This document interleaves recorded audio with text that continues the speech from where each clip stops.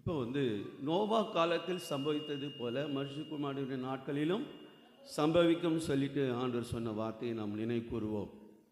அந்த நாட்கள் என்ன நடந்தது அப்படின்னு சொன்னால், ஆதியாகமத்தில் 6ஆம் அதிகாரம் 1ஆம் வசனத்துலேருந்து 7ஆம் வசனத்தை வரைக்கும் யாரும் படிக்க வேணாம், நானே சொல்லிடுறேன்.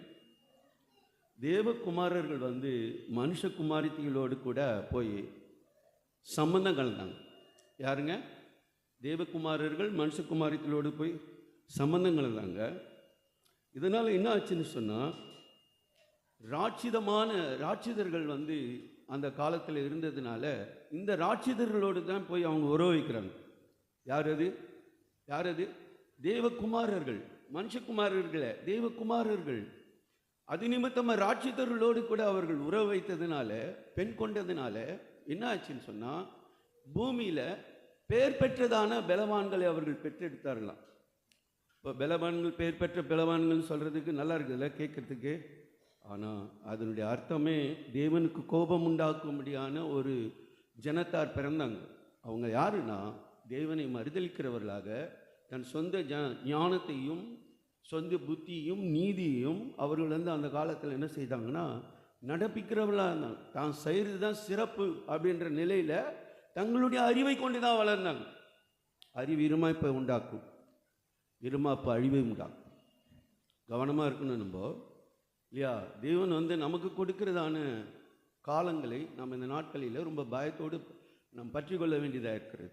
அப்போ என்ன ஆச்சுன்னு சொன்னால், கர்த்தர் நினைக்கிறாரு, இவங்களால விசேஷத்துக்கு ஒரு குறிப்பு கூட நம்ம எடுத்துக்கலாம். பேர்னா பாபேல் கோபுரத்தை இவர்கள் தான் தீர்மானிக்கிறாங்க. தங்கள் பேர் புகழ்பெற்று வரும்படிக்கு அந்த கோபுரத்தை இவர்கள் வானளவு உயர்ந்த அளவுக்கு கட்டுறாங்க. அப்போ தான் கர்த்தர் சொல்கிறார், நான் உங்களை படைச்சது என்னுடைய நோக்கத்துக்காக தான். நான் என்ன நினைக்கிறோம் நீங்கள் அது செய்யணும்னு. ஆனால் நீங்கள் பிளான் பண்ணி எதுவும் செய்யக்கூடாது. இது நம்முடைய வாழ்க்கையில் நம்ம ஒப்பிட்டு பார்த்துப்போம், இல்லைங்களா? கர்த்தர் என்ன செய்கிறாருன்னா அதை டிஸ்மாயில் பண்ணுறார். அந்த இடம் என்ன செய்யுது, அந்த பாபேல் கோபுரம் நொறுக்கப்படுகிறது. அந்த இடத்துல ஜனங்களுடைய பாஷையை தேவன் தாறுமாறாக்குறார். ஸோ தேவனால் உண்டாக்கப்பட்ட மனுஷன் ஒரு பாஷையை தான் பேசியிருக்கிறான். பாஸ்டர் எனக்கு கொஞ்சம் நேரம் கொடுப்பீங்கன்னா நான் கர்த்தருடைய வார்த்தையை நான் தேவ பிள்ளைகளோடு ஷேர் பண்ணிக்குவேன். ஒரு வார்த்தையை தான் ஆண்டவர் ஒரே பாஷையில் தான் தேவ மக்கள் பேசியிருக்காங்க. தேவனால் உண்டாக்கப்பட்டது அன்றைக்கி தான் பாஷை என்ன செய்து, ஆமாம், பல பாஷையாய் மாறுகிறது. ஆனால் இந்த பல பாஷை மக்களை தேவன் ஒரே பாஷை பேசக்கூடிய தேவனுடைய புத்திரர் மாற்றுவதற்கு தம்முடைய பரிசுத்த ஆவியின் வரத்தினால் நிறைக்கிறார். ஹல்லேலூயா! நமக்குள்ளே இப்போ பாஷை வித்தியாசம் கிடையாது. ஏன்னா தேவன் நமக்கு அருள்கிற அந்நிய பாஷையை நாம் என்ன செய்கிறோம், பற்பல பாஷைகளை பேசுகிறோம். தேவன் நமக்கு அந்த அபிஷேகத்தை கொடுத்திருக்கிறார். ஹல்லேலூயா! நாம் தேவன் குமாரத்திகள் என்ற அடையாளம் இந்த பாஷையின் மூலமாக நாம் பெற்றுக்கொள்கிறோம். சீக்கிரத்திலே நீங்களாம் ஆண்டவருடைய அபிஷேகத்தை பெற்றுக்கொள்ள வேண்டும். ஹல்லேலூயா! கர்த்தர் ஸ்தோத்திரம். இவர்கள் என்ன செய்தனா, இந்த உலக ஞானம் நிறைந்ததான ஜனங்களை இவங்க பெற்றெடுக்கிறாங்க. இவங்க ராட்சிதர்களாக இருக்கிறாங்க, உலக ஞானம் உள்ளவர்களாக மக்களாக இருக்கிறாங்க. தேவன் இவர்களை கண்டு துக்கப்பட்டு, இந்த ஜனங்கள் அக்கிரமத்தினாலே நிறைந்திருக்கிறார்கள், பூமி முழுவதும் அதுக்கப்புறம் பொல்லாப்பா மாறுது அப்படின்னு சொல்லும்போது, ஆண்டவர் மனுஷனுடைய ஆயுசு நாட்களை 120 மாத்துறார். எத்தனை மாத்துறாரு? 120 மாத்துறார். அப்போ அதுக்கு முன்னால் மனுஷன் என்ன? ஸோ இந்த ஆண்டு காலத்தில் தான் நோவா 500வது வருஷத்தில் வரார். அவருக்கு 3 குமாரர் பிறக்கிறாங்க. சேம் காம் யாபத் 3 குமாரர் பிறக்கிறாங்க. 600 வருஷமாக இவர் என்ன பண்ணுறாருன்னா, நோவா பேழையை உண்டாக்குறார். ஹல்லேலூயா! என்ன உண்டாக்குறாரு? எதுக்காக? இந்த அக்கிரமம் நிறைந்த ஜனங்களை அழிக்கும்படியாக தான் பேழையை உண்டாக்குறார். அப்போ 600வது வயதில் தேவன் அந்த பேழையை அடைக்க சொல்கிறாரு.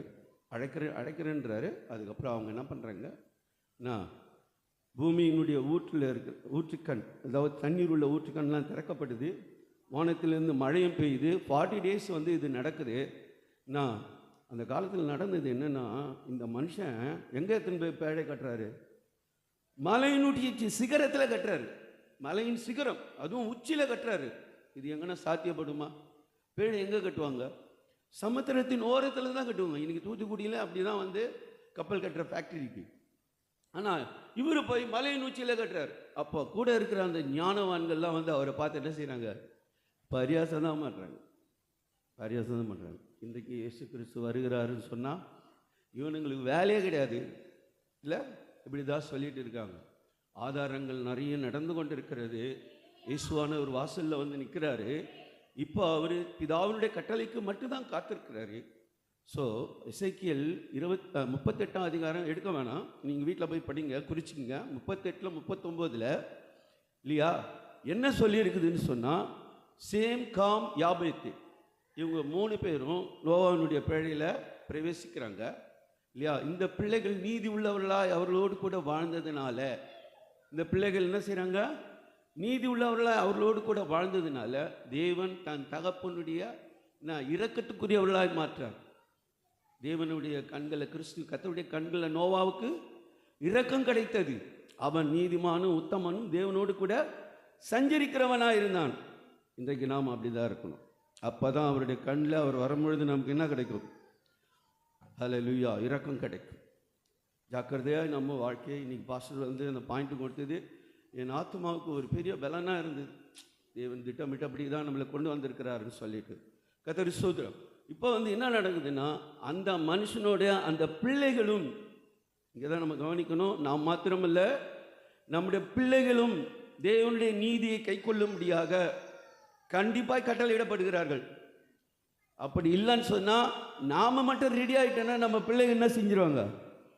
ஸோ நீங்கள் இந்த நாளில் உங்களுடைய பிள்ளைகளை குறித்து ஜாக்கிரதை உள்ளவர்களாய் மாறுங்கள். நாம் மட்டும் போனால் போதாது, நம்முடைய பிள்ளைகளும் நம் தேவனோடு கூட வரணும் என்றதான எண்ணம் உங்களுக்குள்ள மாற்றப்படட்டும். அவர்கள் பேழைக்குள் வந்து விட்டார்கள். இப்போ என்ன ஆகுதுன்னா, பேழை மிதந்தது. அதுக்கப்புறம் இது போய் என்ன பண்ணுறது? இப்போ இப்பொழுது இருக்கிற சீரியாவினுடைய அந்த, அதாவது சீரியாவுக்கும் ரஷ்யாவுக்கும் இருக்கிறதான ஒரு மலைப்பகுதியில் அது போய் தங்கி, அரராத் மலை, அதில் போய் தங்கிடுச்சு. இவர்கள் இறங்கினார்கள், தேவனுக்கு பலி செலுத்தினார்கள்.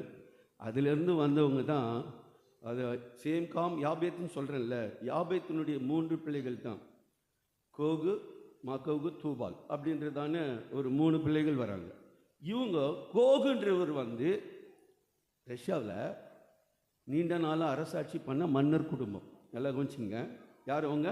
ரஷ்யாவில் நீண்ட நாள் அரசாட்சி பண்ண மன்னர் குடும்பங்க. இப்போ இவங்க கோகு வந்து ரஷ்யா தேசத்தார் ஆயிட்டாங்க. அடுத்தபடியாக இப்போ நான் சொன்னதான அந்த 38ஆம் அதிகாரத்தில் 39ஆம் அதிகாரத்தில் சொல்லப்பட்டதான அந்த வசனங்கள் வந்து நீங்கள் படித்தீங்கன்னா உங்களுக்கு விளைக்கிடும். இதை மனசில் வச்சுங்க. அடுத்தபடியாக இவங்க வந்து யாரோடு கூட சம்பந்தம் கலங்குறாங்கன்னா, பெர்சியரோட சம்பந்தம் கலங்குறாங்க. பெர்சியர் யாருன்னு சொன்னால் இன்றைக்கு இருக்கிற ஈரானியர். இவங்க யார்? இவங்க இன்றைக்கு இருக்க ஈரானியர். அதுக்கப்புறம் தமஸ்குவோடு கூட இவங்க போய் சேர்ந்துக்குவாங்க. அந்த தமஸ்கு யாருன்னா சீரியர், சீரியா நாட்டுக்கார். அல்லேலூயா. இன்றைக்கெல்லாம் இவங்க ஒரு சகோதரத்துவமாக இருக்கிறாங்க. எதுக்காக தெரியுமா? இஸ்ரவேலில் இருக்கிற பொண்ணு, வெள்ளி, ஆடு மாடுகள் எல்லாம் சூறையாடுவதற்காக இவங்க திட்டமிட்டிருக்காங்க. ஆனால் அந்த நோக்கத்தை தேவன் வந்து என்ன செய்திருக்கிறாருன்னா அறிஞ்சிருக்கிறார். ஆனால் அவர் வந்து இவங்க சூறையாடுறதுக்கு விடலையா, அவங்கள தொரடு போட்டு அவர் அன்று இழுக்கு போகிறாராம்.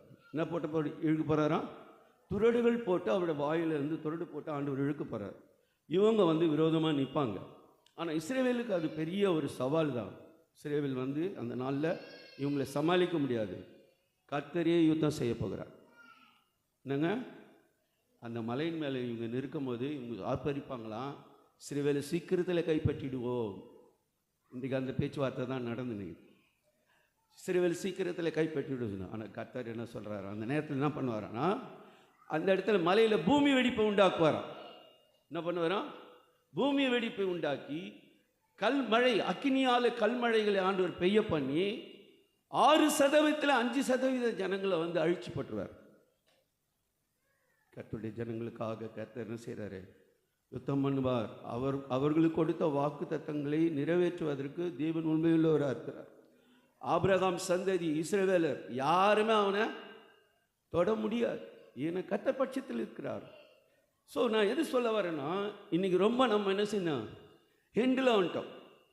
இன்றைக்கி இஸ்ரவேல் வந்து அந்த மசூதியில் இருக்கிற அந்த இடத்துல தேவாலயத்தை கட்டணும், அது அவங்களுடைய பிளேஸு.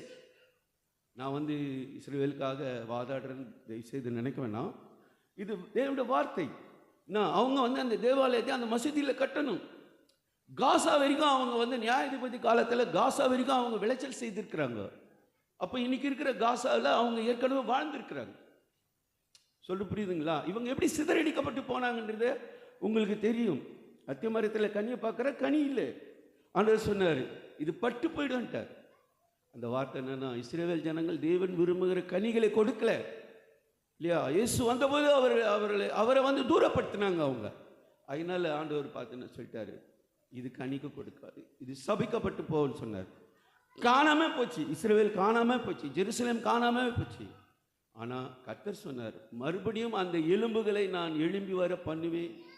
தீர்க்கதரிசி கிட்ட சொல்றார், தீர்க்கதரிசி எரேமியா கிட்ட சொல்றார், அந்த எலும்புகள் உயிரடையுமா? பள்ளத்தாக்கில் போ, எலும்புகள் உயிரடையுமான்னு கேட்கிறார். ஆண்டவரே நீர் அறிவீன்றான், நீ போ, அதுக்கு கட்டளையிடு. அப்போ அந்த எலும்புகள் என்ன செய்யும்? மரித்து போன இஸ்ரவேலர்கள் மறுபடியும் என்ன செய்கிறாங்கன்னா அந்த இடத்துக்கு வராங்க. மேப்லேயே இல்லாத காணாம போன, தீஞ்சு போன, எரிஞ்சு தீஞ்சு போன அந்த இடம் இப்பொழுது செழிப்புள்ள தேவனுடைய வார்த்தையின்படி ஒரு பரிசு, அதாவது ஒரு மகாநகரமாக இருக்கிறது. உலகமே ஆச்சரியப்படுது அவனை கண்டு. அந்த நாளில் உலகம் முழுவதும் ஜனங்கள் வந்து என்ன பண்ணுவாங்கன்னா இவங்களுக்கு விரோதமாக எதிர்த்து நிற்பாங்க.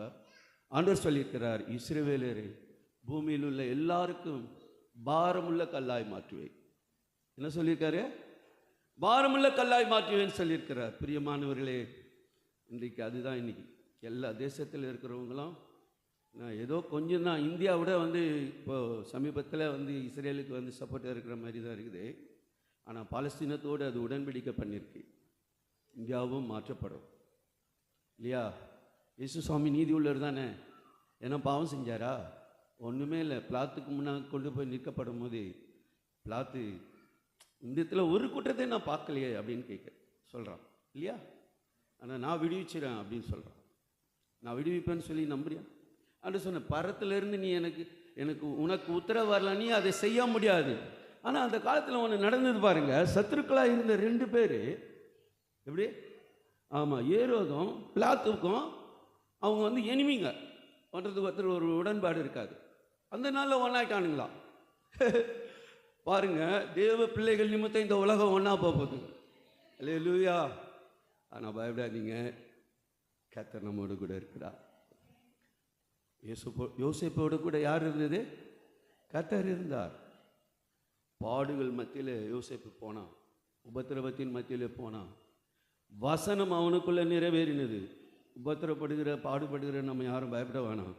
கர்த்தருடைய வசனம் நமக்குள்ளே நிறைவேறும் பொழுது ராஜாவினால் அழைக்கப்பட்டு சிங்காசனத்திலே உட்காரும்படியாக ஒரு காலம் யோசேப்புக்கு வந்தது. ஆனால் தேவன் பாடுபட்டோர்க்கு பலனளிப்பார், பாடுபட்டவர் தாமே, பாடுபட்டோர்க்கு பலனளிப்பாரே, பாடுபட்டவர் தாமே. ஓ கூடும் நமக்கோ குறைவில்ல பலனை கோவியை கொடுத்திடுவார். இயேசு கூடும் நமக்கோ குறைவில்ல பலனை கோவியை கொடுத்திடுவார். ஆமென், அல்லேலூயா. இந்த பலனை பெறுவதற்காக தான் தேவன் இன்னைக்கு நம்மளை சபையில் வச்சு ஆயத்தமாக்கின்னு இருக்கிறாரு. யோசேப்புக்கு தேவன் தன்னுடைய உயர்வை தந்திருப்பாரானால், ஏன்னா அவன் தேவன் அவனோடு கூட இருந்தார், நல்ல கவனிங்க. ஆனால் அவன் தேவனுக்கு முன்பாக உத்தமனாக இருந்தான். ஹல்லேலூயா. இதான் உண்மை. அதுக்கப்புறம் தான் அவன் ராஜாவுக்கு அடுத்தவனாக ஆகிறான். நம்ம ஆண்டவராகிய இயேசு கிறிஸ்துவின் சிங்காசனத்தில் நாம் போய் என்ன போகிறோம்? ஆமென், சுதந்திரித்து கொள்ள போகிறோம். எவ்வளோ பெரிய சந்தோஷம் இல்லை? ஆமாம், சேரில் கூட உட்கார வைக்க மாட்டேன்றாங்க முன்னால். நம்ம வந்தால் ஒரு முக்கியமான ஆள் வராங்க, பின்னால் போய் உட்கார அப்படின்னு சொல்லிட்டு நம்மளை போய் என்ன பண்ணிடுறாங்க? பின்னால் உட்கார வச்சிடறாங்க. ஆனால் கர்த்தர் நம்மளை என்ன செய்கிறாரோ, எல்லாரையும் சிருஷ்டித்த மகிமுள்ள தேவன் அவருடைய மகிமுள்ள சிங்காசனத்தில் நம்ம உட்கார வைக்க போகிறார். ஹல்லேலூயா.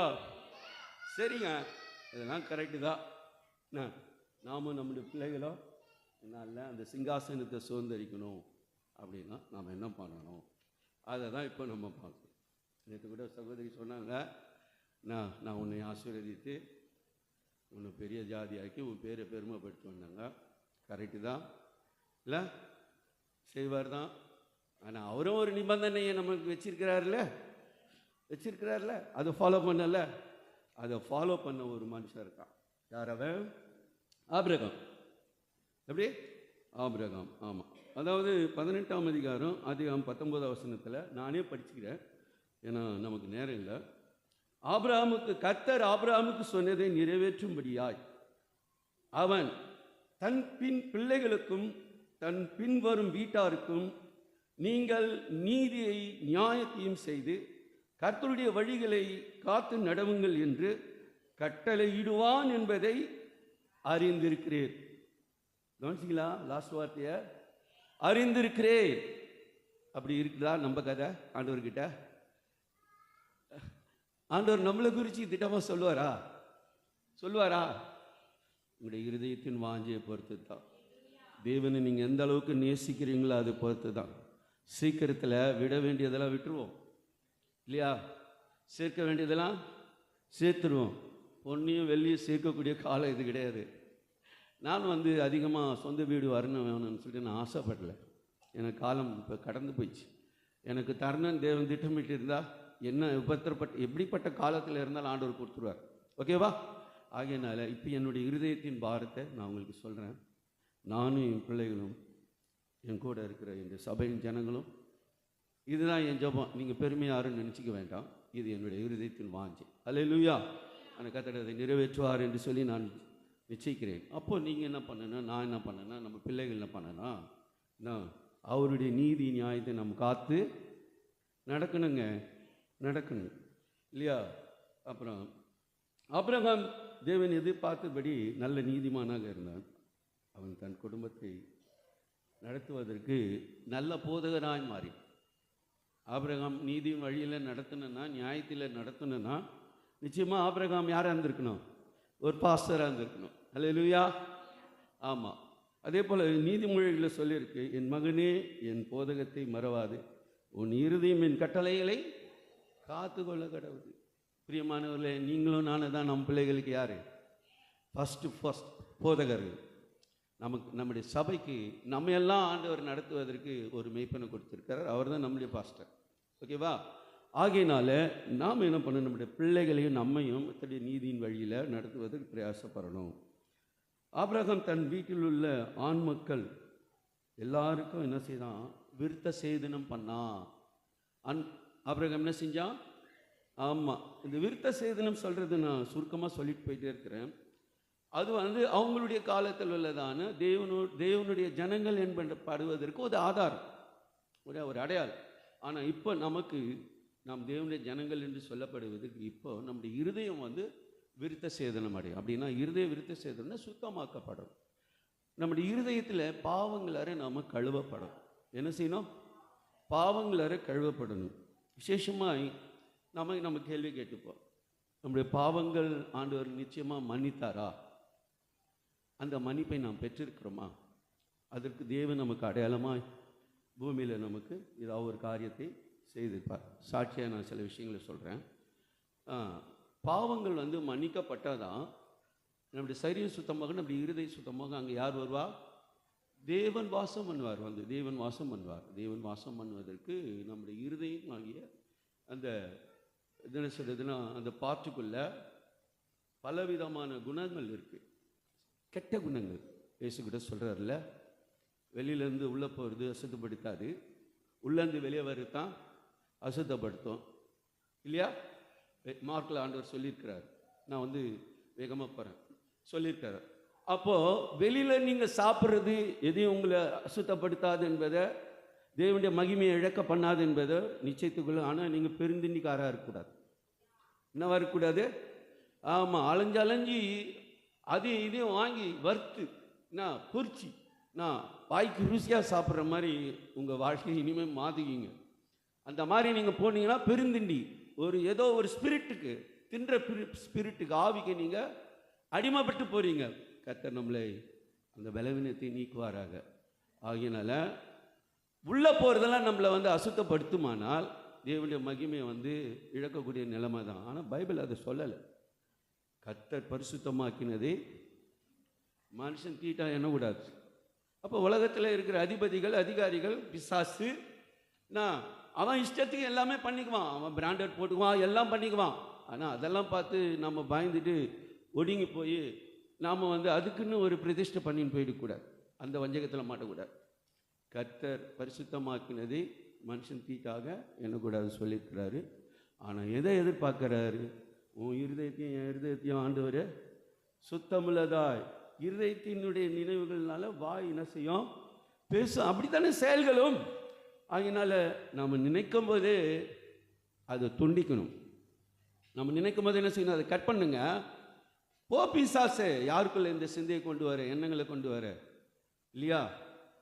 பேதுரு இயேசுக்கு சப்போர்ட் தான் பண்ணான். என்ன பண்ணான்? ஐயோ, உங்களுக்கு அப்படியெல்லாம் அந்த கஷ்டம், அந்த பாடுகள்லாம் வரக்கூடாதுங்க அப்படின்னா. இது தேவனுக்கு பிரியமற்ற யோசனை. ஆண்டவர் என்ன சொன்ன தெரியுமா? அப்பாலே போ சாத்தானே அப்படின்னா, அவனுக்குள்ள கீழே செய்தது அந்த வேலையில் பிசாசு. அதனால தான் ஆண்டவர் சாத்தான் கடிந்து கொள்கிறார். நியாயமானதான். ஏன்னா தன்னுடைய போதகராச்சே, தன்னுடைய நண்பரும் போதகரமாக இருக்கிறவர் பலியாக்கப்படலாமா போய்? ஆனால் அவன் என்ன செய்கிறான்னா, இப்படி ஆண்டவர் அவனை துரத்தி விட்டார். இப்படி தான் உங்களுடைய இருதயங்களை நீங்கள் என்ன செய்யணும்னா பரிசுத்தமுள்ளதாய் காத்து கொள்ள வேண்டும். ஆசை இச்சைகளுக்கு நீங்கள் உங்களுடைய இடைகள், அதாவது தேவனுக்கு பிரியமற்ற ஆசை இச்சைகளுக்கு, சாப்பிட்றது, உடுத்துறது, அலங்கரித்து கொள்வது, நடக்கிறது, இல்லை உங்களை வெளிப்படுத்திக்கிறது, நீங்கள் கிடையாது. யார் வரணும் அதுலேருந்து வெளியில்? கிறிஸ்து வரணும். அல்லேலூயா. ஆமாம், கிறிஸ்து தான் நமக்குள் வாசமாக இருக்குது. அவளுடைய செயல் தான் வரும். நான் கரெக்டாக சொல்கிறேன்னா, உங்களுக்கு பிரியமாக இருக்குதா கேட்கறதுக்கு? வருத்தப்படக்கூடாது இல்லையா? காலம் பொல்லாததாக இருக்கிறது.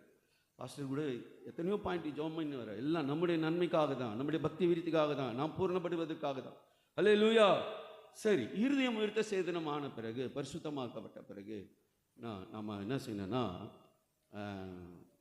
அந்த நிச்சயத்தை பெற்றுக்கொள்ள வேண்டும். எங்கள் அண்ணன் இம்மானுவேல், அவர் எனக்கு அடுத்த அவர் மேலே இருக்கிறவர், அம்மை வியாதியில் இருந்தார். அப்போ அப்பா பரிசுத்த ஆவியினுடைய வரத்துக்காக காத்து ஜெபம் பண்ணிட்டு இருக்கார். சனிக்கிழமை இரவு அன்றைக்கு, அந்த சனிக்கிழமை இரவு அன்றைக்கு நடந்தது என்னன்னா, நல்ல ஊக்கமாக ஜெபிச்சு கொண்டு இருக்கிற வேலையில் அப்பா இருந்த ரூமுடைய டெரஸ் ஓப்பன் ஆகிடுது. ஓப்பன் ஆன பிறகு ஒரு காகம் பறந்து போனது, ஒரு காக்கா ஒன்று பறந்து போனது. அங்கேருந்து பட்டுன்னு கீழே அது செத்து போய் விழுது. கீழே செத்து போய் விழுந்தவனையும் எங்கள் அப்பாவுக்கு திடீர்னு, அப்பா அண்ணன் அம்மை வியாதியில் படுத்திருக்காருல்ல, ஆண்டவரே என் பிள்ளை செத்துருவானா அப்படின்னு கேட்டார். அப்போ ஆண்டவர் இனிமையான சத்தம் சொல்லுது, உன் பாவம் செத்தது. அல்லேலூயா. ஆமாம், அப்படிப்பட்ட ஒரு நிச்சயத்தை பெற்றுக்கணும். ஆனால் அடுத்த காலையில் ஆண்டவர் மறுபடியும் அவரை காமிச்சார். அவரே நிறுத்தி தரிசனத்தில் அவர் போட்டுனுக்கிற நகையெல்லாம் அவர் காமிச்சிட்டார். தயவுசெய்து தப்பாக எடுத்துக்காதீங்க, நீங்களாம் நகையை கழட்டினான்னு நான் அப்படி சொல்ல வரல. நகையை காமிச்சார். ஒருவன் பொன்னையும் பொருளையும் விரும்புவான் ஆகில் என் அபிஷேகத்துக்கு பாத்திரவன் அல்ல. பிரியமானவர்களே, அபிஷேகம் ஒன்று தான் இருக்குது, அது நிறைவு தான் நமக்கு தேவை. அல்லேலூயா. அந்த நிறைவை பெறணும். பற்பல பாஷைகளால் ஆண்டவர் நம்மளை அலங்கரிச்சுக்கிட்டே வர. சரி போகிறேன், கடந்து போகிறேன். அந்த பாவத்தின் நிச்சயத்தை அவர் பெற்றுக்கொண்டார். என் வாழ்க்கையில் அதான் நடந்தது. பல பாம்புகள் செத்து போச்சு. அப்போ நான் போய் பயந்து போய் பாஸ்டர்கிட்ட கேட்டேன். பாஸ்டர் சொன்னார், மகனே உன் பாவம் செத்து போயிடுச்சு மகனே. ஹல்லேலூயா. நான் அதுக்கு முந்தின நாளில் நான் ஆண்டவர்கிட்ட 1/2 மணி நேரமாக அழுதுட்டு இருக்கு. ஏன்னா இசப்பா சிரசில் முள்முடி சுமந்தவராய், அந்த சிரசின் மேலே நானே தடி வச்சு அடித்து அவரை துன்பப்படுத்துகிறவனாய் காணப்படுறேன். ஒருவேளை அவரை துன்பப்படுத்துகிற காரியம் உங்களுடைய கீழ்ப்படியாமை நிமித்தம், மீறுதல் நிமித்தம் இருக்குமானால் தயவுசெய்து மாற்றிக்குங்க. ஏன்னா உங்கள் பாத்திரத்தை சுத்தமாக்குங்க. அதுக்கப்புறம் ஆண்டவர் என்ன செய்வார்? பரிசுத்த ஆவியின் வரத்தை உங்களுக்கு தருவார். இன்னிலேருந்து நீங்கள் ஆண்டவர்கிட்ட கேளுங்க, என்ன தடை அப்படி சொல்லிட்டு கேட்டு இது பண்ணிக்கோங்க. அடுத்தபடியாக தேவன் யார்கிட்ட உடன்படிக்கை பண்ணுறாருன்னா, ஈசாக்கோட உடன்படிக்கை பண்ணுறார். ஆபிரகாம்கிட்ட சொல்கிறாரு, உன் குமாரனாகிய ஈசாக்கோடு நான் உடன்படிக்கை பண்ணுவேன். அப்போ அந்த உடன்படிக்கை பண்ணுகிற வேலையில் தான் ஆபிரகாம் தன் பிள்ளைகள் எல்லாரும் நீதி உள்ள வழியில் நடத்துவதற்கு ஆயத்தமான. அவரும் அவருடைய சந்ததி. பிற்காலங்களில் பார்த்தா ஈசாக்கை பற்றி பார்ப்போம், யாக்கோபை பற்றி பார்க்குறோம், யோசேப் பற்றி பார்ப்போம். இவங்க 3 பேரும் எப்படி இருந்தாங்கன்னா நீதி உள்ளவர்களாக இருந்தாங்க. இப்போ ஈசாக்குக்கு சொல்லும் போது தேவனை தியானிக்கிற மனுஷனாக இருந்தான். எப்படி? தன் தகப்பனுடைய கிரியைகளை அவன் அறிந்திருக்கிறான். பிரியமானவர்களே, நம்முடைய பிள்ளைகள் நம்முடைய கிரியைகளை, மீதி உள்ள கிரியைகளை அவங்க பார்க்கணும். அவன் நம்மளை குறித்து அவங்களுக்கு ஒரு பயம் இருக்கணும். அவங்க நமக்கு அவங்க வந்து டாடி சொன்னா, மம்மி சொன்னா அப்படி ஆகிடும், வேண்டாம் அப்படின்னு சொல்கிற ஒரு பயம் அவங்களுக்குள்ளே இருக்கணும். பிள்ளைகளுடைய செய்கை குறித்து நமக்கு தெரியும். அது செம்மையாக இருக்குதா, தீமையாக இருக்குதா, பரிசுத்தமாக இருக்குதா, அசுத்தமாக இருக்குதான்றத அவங்களோட நடக்கையிலே நம்ம பார்க்கலாம். தயவுசெய்து நான் சொல்கிறேன், பிள்ளைங்களை கண்டிப்பாக பார்த்துக்குங்க. நீங்கள் சாட்சியாக இருங்க, நானும் சாட்சியாக இருப்பேன். பிள்ளைகள் நம்மளை பார்த்து என்ன செய்வாங்க, ஈசுப்பாவுடைய வழியில் நடப்பாங்க. இப்போது ஈசாக்கு வந்து கர்த்தரை தியானிக்கிறவராக மாறினான். அவரை குறித்து யாக்கோபு சொல்கிறாரு, என்ன சொல்கிறாங்க, என் தகப்பன் ஈசாக்கு தேவனுடைய பயபக்திக்குரியவர். ஹல்லேலூயா. என்ன சொல்கிறாரு, தேவனுடைய பயபக்திக்குரியவர். நாமும் நம்முடைய பிள்ளைகளுக்கு முன்பாக அப்படி நிற்கும் போது பயமும் பக்தியும் நமக்குள் இருக்கும் பொழுது இல்லையா, தேவன் நம்முடைய ஜபத்தை கேட்பார். ஏன்னா இயேசுவானவர் அவர் தேவனுக்கு முன்பாக அவர் பெரிய மகிமை உள்ள தெய்வ மனுஷனாக இருந்தாலும் அதை தாம் கொள்ளையாடின ஒரு பொருளை போல, எண்ணம் போல அவர் எடுத்துக்காம அவர் என்ன பண்ணுறாருன்னா, தன்னை தாழ்த்தி தேவனுக்கு முன்பாக பயத்தோடும் பக்தியோடும் வாழ்ந்து அவர் வேண்டுதல் பண்ணுகிறார். அது நிமித்தமாக அவருடைய ஜபம் கேட்கப்பட்டது. ஹல்லேலூயா. பிரியமானவர்களே, நாமும் நம் பிள்ளைகளுக்கு முன்பாக பயத்தோடு பக்தியோடு வாழ்ந்தார் கர்த்தர் நம்முடைய பிள்ளைகளுடைய எதிர்காலத்தின் வாழ்க்கையை நிச்சயமாய் ஆசீர்வாதமாக வைப்பார். யோசேப்பை பற்றி நம்ம பார்க்கும்போது, யோசேப்பு கர்த்தருக்கு முன்பாக இருந்தார். யாக்கோபை பார்க்கிறோம். யாக்கோபை யாருன்னா, முழுது ஜெபிச்ச ஒரு தெய்வ மனுஷன். இப்போ நம்ம இந்த இடத்துல என்ன பார்க்குறோன்னா, ஒரு ஜெப ஜீவியத்தை பார்க்குறோம். நாமும் கூட நம்முடைய பிள்ளைகளுக்கு முன்பாக முழங்கால் படிக்கிறவர்களாக இருக்கணும் இல்லையா? இப்போவே நம்ம சொல்லிக் கொடுக்க ஆரம்பிச்சிடணும். இப்போவே தேவனை ஆராதிக்கிறதுக்கும் தேவனை துதிக்கிறதுக்கும் அவருடைய சொல்படி நடப்பதற்கும் இப்போவே சொல்லிக் கொடுக்கணும்.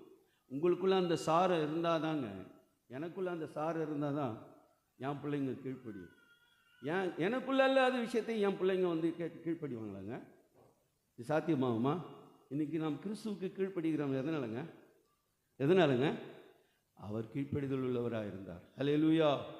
ஆமென். அப்படி யாக்கோபு தேவனோடு கூட ஜெபித்து போராடுகிறோம். நாங்கள் சாத்தியப்படாத விஷயங்களெல்லாம் தேவன் சாத்தியமாக்குவார். இன்னொரு விஷயத்தை சொல்கிறேன், மறந்துட்டேன் நான். ஈசாக்குக்கு பெண் பார்த்து கொண்டு வரும்போது அவர் என்ன செய்தார்னா, தன்னுடைய ரெபேக்காலை அந்த நாளில் தன்னுடைய வீட்டுக்கு கொண்டு போய் தன்னுடைய அறையில் வைத்து என்ன செய்தார், திரும்ப மனைவியாக்கி கொண்டு, நல்லா கவனிக்கணும், என்னது, மனைவியாக்கி கொண்டு அவளை நேசித்தார் இல்லையா? அதனால் நம்ம பிள்ளைங்களை யாரையும் நேசிக்க விடக்கூடாது. இப்போவே எப்படி மேரேஜுக்கு முன்னால், ஆமாம், எந்த விதத்தில் தொடர்பு பிள்ளைங்களுக்குள்ளே வச்சுக்கூடாது. ஏன்னா தேவன் தான் தீர்மானிக்கணும். எலிசர் அப்படி தானே ஆண்டவர் நடத்துன்னு பண்ணார்.